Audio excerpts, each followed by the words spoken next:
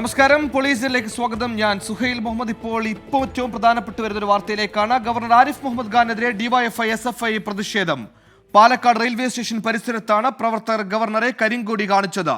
വൻ സുരക്ഷയിൽ പോലീസ് ഗവർണറെ ട്രെയിനിനകത്തേക്ക് കയറ്റി.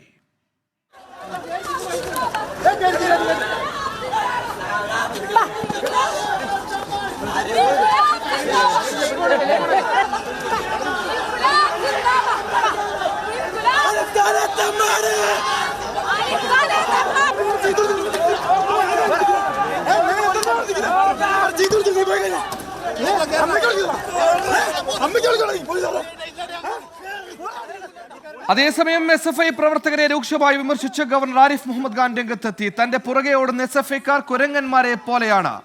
SFIയുടെ ഇത്തരം പ്രതിഷേധങ്ങളോട് ഞാൻ എങ്ങനെ പ്രതികരിക്കണം? അവരോട് സഹതപിക്കാൻ മാത്രമേ എനിക്ക് കഴിവെന്നും ഗവർണർ പ്രതികരിച്ചു. So what you want me to do? What you want me to do?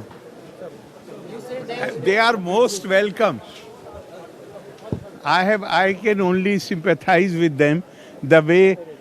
The way they are dancing on the road like monkeys, you can only sympathize with them.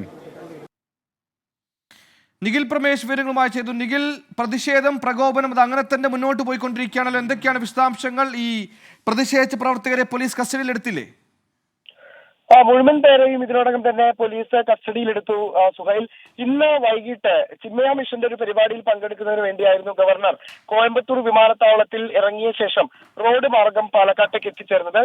എന്നാൽ വലിയ രീതിയിലുള്ള പ്രതിഷേധമാണ് അദ്ദേഹത്തിന്. ആദ്യം പാലക്കാട് നഗരത്തിൽ അദ്ദേഹം എത്തിയപ്പോൾ തന്നെ SFI പ്രവർത്തകർ കരിങ്കൊടി കാണിച്ചു. ഇതിന് പിന്നാലെ ഗവർണർ മാധ്യമങ്ങളെ കണ്ടപ്പോൾ രൂക്ഷമായിട്ടുള്ള വിമർശനവും പരിഹാസവും ഒക്കെയായിരുന്നു SFI പ്രവർത്തകർക്ക് നേരെ ഉന്നയിച്ചത്.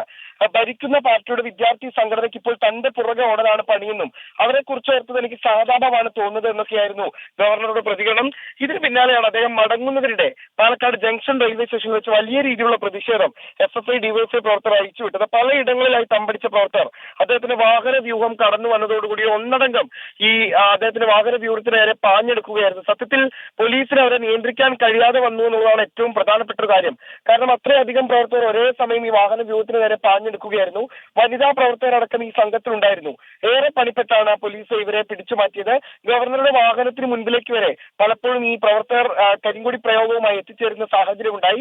ഇതിനുശേഷം റെയിൽവേ സ്റ്റേഷനിലെ റെസ്റ്റ് റൂമിൽ ഇരുന്ന ഗവർണർ ഈ ട്രെയിനിൽ കയറുന്നത് വരെയും SFI പ്രവർത്തകരുടെ പ്രതിഷേധം തുടർന്നു. ആ സമയത്താണ് തന്റെ പുറകെ ഓടുന്ന SFI പ്രവർത്തകർ കുരങ്ങന്മാരെ പോലെയാണ് എന്ന് ഗവർണർ പ്രതികരണം നടത്തിയത്. അതിനുശേഷം ഈ ട്രെയിൻ പോകുന്നത് വരെ ഉന്നത പോലീസ് ഉദ്യോഗസ്ഥരടക്കം സാന്നിധ്യം ഉണ്ടായിരുന്നു. ജില്ലാ പോലീസ് മേധാവി തന്നെ നേരിട്ട് സുരക്ഷ ഉറപ്പാക്കാൻ എത്തിച്ചേർന്നു എന്നുള്ളതാണ് പ്രധാനപ്പെട്ട കാര്യം.